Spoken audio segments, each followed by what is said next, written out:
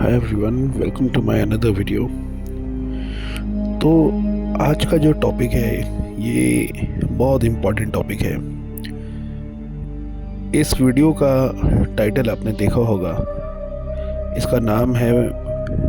When universe takes avatar and comes to this planet. मतलब universe जब खुद ही अवतार लेके या खुद ही अपने किसी रूप में यहाँ पे आ जाती है, यानी जो वन इन्फिनिट क्रिएटर है, जो रियल क्रिएटर, जो प्राइम क्रिएटर है, जिसने सभी को बनाया है और उसका कोई रिलीजन नहीं है, वो जब इंटरवेंशन करता है और वो कब कब यहाँ पे आता है, वो क्यों आता है, वो कब आएगा, वो आता भी है या नहीं, ऐसा कभी कुछ होता भी है या नहीं, या कभी कुछ ऐसा हुआ भी है कि नहीं, ये सब बातों पे हम आज चर्चा करने वाले हैं। ये जो वन इन्फिनिट क्रिएटर की बात हो रही है, जिन्होंने सब कुछ बनाया, जिसने क्रिएशन की हर एक चीज़ बनाई, ये जो यूनिवर्स है, ये कभी कभी खुद भी आती है। ऐसा काफ़ी लोग मानेंगे नहीं या तो समझेंगे नहीं, हो सकता है, क्योंकि उनका जो लेवल है अभी फ्रीक्वेंसी का, वो अभी उस तरह का नहीं कि वो इतना उस वन इन्फिनिट क्रिएटर को समझ पाए या देख पाए या अलाइन हो पाए, क्योंकि वो अभी सीख रहे हैं। उनका जब लेवल आएगा वो अपने आप समझने लगेंगे और रेजोनेट करने लगेंगे। वो उनकी सोल जर्नी है। तो बात करते हैं अब, ये आता कब है या क्यों आता है। देखो, होता क्या है, ह्यूमैनिटी जो है वो शांति पसंद एक रेस है ह्यूमन्स की। हर ह्यूमन जो है वो स्टिलनेस चाहता है, शांत चाहता है, शांति चाहता है, जहाँ पे उसको किसी भी तरह से परेशानी ना हो, ना उसको तंग किया जाए, ना उसको किसी चीज़ में फंसाया जाए। वो जो ह्यूमैनिटी के जो प्राइम पॉइंट्स अगर देखे जाएं, तो जो कॉमन पॉइंट्स होते हैं ह्यूमंस के, जो उनका पैटर्न होता है, वो बेसिकली यही होता है कि उनको जो है उनके नीड की चीज़ें ऑटोमेटिकली मिलती रहे और उनको जो है कोई फंसाए ना किसी चीज़ में या परेशान ना करे, जो चीज़ हो वो मिल जाए जितना उनको रिक्वायर्ड हो। लेकिन होता क्या है कि आज कल का जो टाइम है, इसमें ये अपनी जो नीड्स की जो सारी चीज़ें हैं या बाकी बहुत कुछ भी जो रिक्वायरमेंट्स हैं लोगों के, या जितने भी उनके डिज़ायर्स वगैरह, ये जो भी होते हैं, ये उनको थोड़ा सा समय लगता है, क्योंकि ये जो रेल्म में है अभी, ये एक ऐसे डायमेंशन में पहुंच रही है धीरे धीरे करके। इसका भी इवोल्यूशन चल रहा है, तो ये भी इवॉल्व हो रही है, ये जो आपके डायमेंशन है। तो यहाँ पे इस तरह का रहेगा कि आप अपने आप को इस्तेमाल करें, अपनी शक्तियों को इस्तेमाल करें, जो है मैनिफेस्टेशन, और अपने सबकॉन्शियस माइंड को प्रोग्राम करें, अपने जो अनकॉन्शियस माइंड है उसको भी प्रोग्राम करें, अपनी स्पिरिचुअल पावर्स को बढ़ाएं, अपना आत्मिक बल बढ़ाएं, आपकी आत्मा की जो शक्तियां हैं उन्हें आप बढ़ाएं, उसको समझने की कोशिश करें। तो ये अगर आप करना शुरू करते हैं तो आप जो हैं खुद में ही संपूर्ण हो जाते हैं, मतलब एक कंप्लीटनेस आ जाती है आपके अंदर।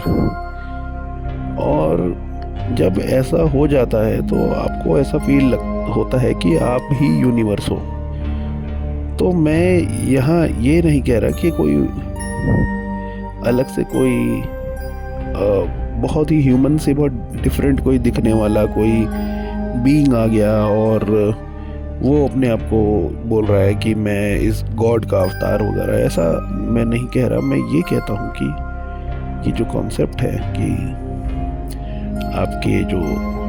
अंदर ही ब्रह्मांड है, अगर आप ये बात समझ लेते हैं तो आप ही अवतार कहलाएंगे। आप ही अवतार हैं, आप अपने लिए अवतार हैं। और जब जैसे जैसे आपका लेवल बढ़ता रहता है स्पिरिचुअलिटी का, तो दूसरों के लिए भी एक यूनिवर्सल एवतार की तरह आप काम करना स्टार्ट करते हैं। देखो, काफ़ी सारे लोग होते हैं, वो किसी न किसी फेज से गुजर रहे होते हैं और उनको रिक्वायरमेंट होती है कि अब उनका कोई स्पिरिचुअल लेवल बढ़ाने का कोई ऐसा फेज़ बने या फिर कोई ऐसा इवेंट हो। तो कई बार वो ऐसे लोगों से टकराते हैं जो ऑलरेडी बहुत स्पिरिचुअली अवेक है या स्पिरिचुअल अवेकनिंग के थ्रू चल रहे हैं, या उनका स्पिरिचुअलिटी का जो लेवल है वो काफ़ी ज़्यादा है, या वो फ्रीक्वेंसी उनकी हाई है। बेसिकली वो उनको कभी किसी टीचर के फॉर्म में मिलते हैं, या कभी सड़क चलते कोई अचानक से किसी से मुलाकात हो जाना जहाँ पे आपको ऐसा लगे कि हाँ, इसमें कुछ ऐसी फ्रीक्वेंसी है जो आपको बुला रही है कि समझे हम उस इंसान को और उसकी बातों को। तो ऐसा हो जाना लगता है तो आपको समझ लेना चाहिए कि ये एक यूनिवर्सल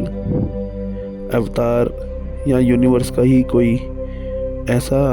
पर्सन है या ह्यूमन है जिसने अपने अंदर जो है जो अंदर की जो यूनिवर्स है, जो परम ब्रह्म है, उसको समझ लिया है या समझने की कोशिश कर रहा है। और जब आप ऐसे लोगों से टकरा जाते हैं तो आप लोग खुद मिलकर अपने आप को उस लेवल पे ले जाने की कोशिश करते हैं, और धीरे धीरे करके एक ऐसा सिविलाइजेशन, ऐसी सिविलाइजेशन बनने लगती है कि जहाँ पे कोई ऐसी बेवकूफ़ी नहीं करेगा कि हमारी फ्रीक्वेंसी बिल्कुल डाउन जाए या हमारा लेवल बिल्कुल डाउन जाए। वो और उल्टा उसको बढ़ाने में ही काम करते रहते हैं, और वहाँ बढ़ाते वो एक ऐसे लेवल पे पहुँच जाते हैं जिसमें उनके अंदर खुद ही उस क्रिएटर की सारी पावर्स आ जाती हैं। तो ये काम करना ही हमारा जो रियल मोटिव है ह्यूमैनिटी का, ये बहुत इम्पोर्टेंट है। इसको समझना चाहिए लोगों को, और हो सकता है काफ़ी सारे लोग समझ भी रहे हों इस बात को और अपने आप से भी रिलेट कर पाएँ।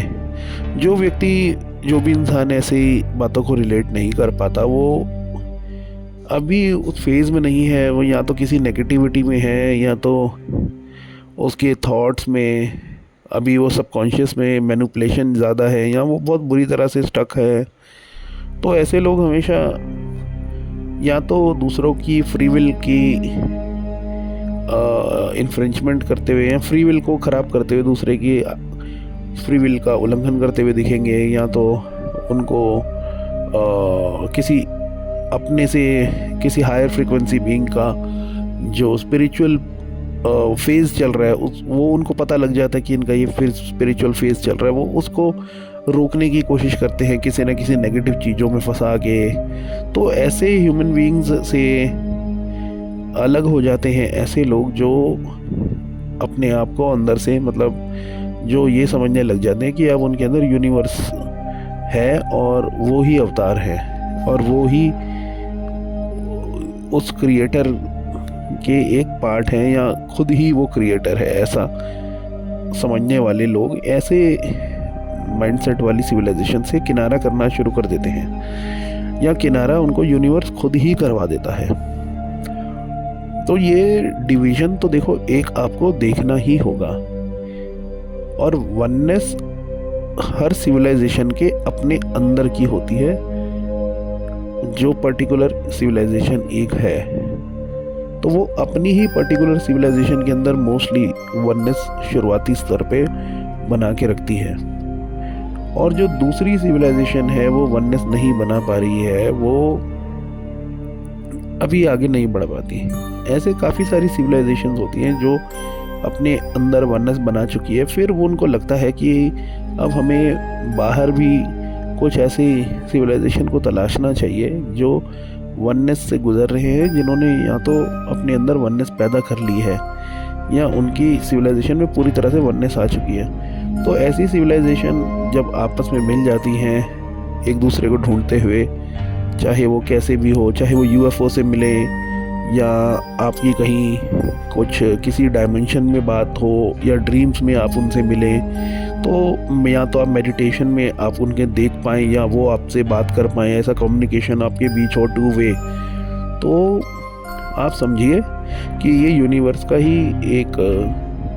इवेंट है जिसमें आप की सिविलाइजेशन से दूसरी सिविलाइजेशन को मिला के आप और भी बड़े लेवल पे आप लोग साथ में जाएंगे। ऐसे बीइंग्स जो होते हैं, ह्यूमंस भी ले लीजिए, जो इवॉल्व्ड ह्यूमंस होते हैं, या फिर जो ऐसे लोग जो ऐसे सिविलाइजेशंस एक है, कोई दूसरी है, तीसरी, चौथी, पांचवी, ऐसे सब मिल के उनके जो उनकी सिविलाइजेशन में जो हाई लेवल के जो एडवांस्ड उनके टीचर्स या उनके जो गुरुज या फिर उनके जो लेवल के होते हैं, वो मिलकर एक ऐसा समूह भी बनाते हैं जिसमें बहुत उसी तरह के उन हर सिविलाइजेशन के कोई लीडर्स होते हैं, स्पिरिचुअल लेवल वाले। मैं ये नहीं कह रहा जो आप इंसानी दुनिया में मैट्रिक्स में जो लीडर देखते हैं उनकी बात मैं नहीं कर रहा। तो वो जो चोजन वंस वाले होते हैं उस वननेस वाली सिविलाइजेशन में से आते हैं, जो वो मिलकर अपना एक समूह भी बनाते हैं जिसको वो लोग फेडरेशन का भी नाम देते हैं। कई बार वो इसको एंजेलिक फाउंडेशन या एंजेलिक फेडरेशन का नाम देते हैं, divine lights federation, like galactic federation of lights, इस तरह के नाम वो अपने आप को दे देते हैं। तो हमें हमेशा जो है अपने आप को ओपन रखना चाहिए कि हम वननेस की तरफ बढ़ते चले जाएं, और जो लो एनर्जी फ्रिक्वेंसी वाले जो डिवीज़न आपको दिख रहा है, आपको अलग किया जा रहा है लो एनर्जी वाले लोगों से, उस चेंज को एक्सेप्ट करें और आगे बढ़ें। ये बहुत इम्पोर्टेंट है। और आज के टाइम में ये जो हो रहा है ये अभी लंबा चलेगा। ये लंबा इन द सेंस लाइक जब तक लोग चेंज को एक्सेप्ट ना कर लें उनके लिए ये काफ़ी लंबा होगा। लेकिन जो ये जानते हैं कि अब वो लोग वननेस में आ गए हैं और उन्होंने अपने अंदर ये मान लिया है कि उनके अंदर भी यूनिवर्स है, और वो ही लोग जो है अब अलग डिवीज़न में एक अलग लेवल पे आगे बढ़ेंगे और असेंड होंगे। इसी चीज़ को आगे बढ़ना बोला जाता है, और आगे बढ़ते रहना ही जो है ह्यूमंस का नेचर है, हर बीइंग का नेचर है, हर डिवाइन बीइंग का नेचर है। उस चेंज को एक्सेप्ट करते हुए आगे बढ़ते चले जाना। जो भी सिविलाइजेशन अगर इस फेज़ में आगे नहीं बढ़ पाती है तो वो जो है एक्सटिंक्ट कर दी जाती है, या तो किसी डिस्ट्रक्शन को उन्हें फेस करना पड़ता है, क्योंकि ट्रांजिशन एक्सेप्ट नहीं हो पाता हर किसी से। और आपने देखा होगा हर एलिमेंट जो है इस नेचर में दूसरे किसी एलिमेंट से रेजोनेट नहीं करता, या उसको उसके आगे कुछ अलग रिएक्ट करता है। जैसे आग में पानी डालेंगे तो आग बुझ जाएगी, इस तरह से। तो उनको भी एकदम से ये झटका जो लगता है अंदर तक कि ये ऐसा है, इस तरह से ये चेंज हो गया सब कुछ और हमें पता ही नहीं चला, तो वो लोग जो है वो एक बड़ी आबादी एक्सटिंक्ट होती है। और ये मास एक्सटिंक्शन हमेशा से इस रल्म में होता आया है, होता रहेगा, और इस डिस्ट्रक्शन का होना बहुत ज़रूरी है, क्योंकि ये एक ऐसी साइकिल है जिसमें केवल वो ही लोग आगे बढ़ते हैं जो लोग इस वन इन्फिनिट क्रिएटर को अपने अंदर फील करना शुरू कर देते हैं, और या तो वो उनको वो समझने की कोशिश कर रहे हैं या समझ चुके हैं या उन्होंने फेस अपना स्टार्ट करा है। अगर वो सोचने भी शुरू कर दें अपने इस बारे में कि वाकई में ये इधर इस वर्ल्ड का, इस रल्म का, इस प्लैनेट्स का, इन सब का, हर चीज़ का कोई एक ही क्रिएटर है, अगर वो ये चीज़ समझना शुरू कर देते हैं तो उनकी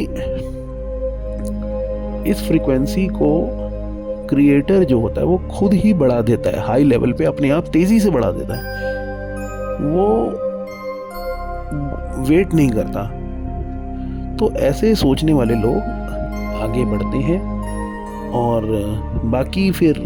उस एक्सटिंक्शन को देखते हैं और फिर रीबर्थ लेके कोशिश करते हैं अपने आप को सेटल करने की, और वो रीबर्थ फिर उसी रल्म या प्लैनेट या उसी वर्ल्ड में लेते हैं जहाँ पे, या उन्हीं लैंड्स में लेते हैं जहाँ पे लास्ट टाइम वो ख़त्म हुए थे या एक्सटिंक्ट कर दिए गए थे। अब उनको उस लैंड्स पे डाला जाता है, उस वर्ल्ड में डाला जाता है जहाँ पे ये प्रोसेस अभी शुरुआती स्तर पे है या चलना अभी शुरू नहीं हुआ, जिसमें अभी होने में समय है। तो बार बार आपको इस बिग शिफ्ट जैसी जगह चीज़ से गुजारा जाता है, लेकिन ये तब होता है जब इंसान थोड़ा समझना शुरू करता है या बिल्कुल समझना ही नहीं चाहता। तब ये बिल्कुल समय लेता है, लोगों को ये समझना पड़ेगा कि अगर आप दोबारा आगे, इस बार आगे नहीं बढ़ पाए तो दोबारा आगे बढ़ने वाली जो साइकिल है, जिसे मास्टर साइकिल बोला जाता है, या ये एक जो चक्र है, वो चक्र बहुत लंबा है। बार बार उसमें आपके कितने सारे रीबर्थ हो जाएंगे, कितनी बार डेथ को देखोगे आप। तो इतनी सारे रीबर्थ के बाद, इतनी सारी डेथ्स के बाद अगर आपको इस तरह का सर्कल मिलता है, फिर भी आप उससे नहीं निकल पाते, फिर भी आगे बढ़ नहीं पाते, फिर भी डिफरेंसेस में रहते हैं, डिस्ट्रक्शन करते हैं, अपनी सोसाइटी में खुद का ही डिस्ट्रक्शन करते हैं, अपने आप के आसपास के लोगों का डिस्ट्रक्शन और उनकी फ्री विल को ख़राब करते हैं, तो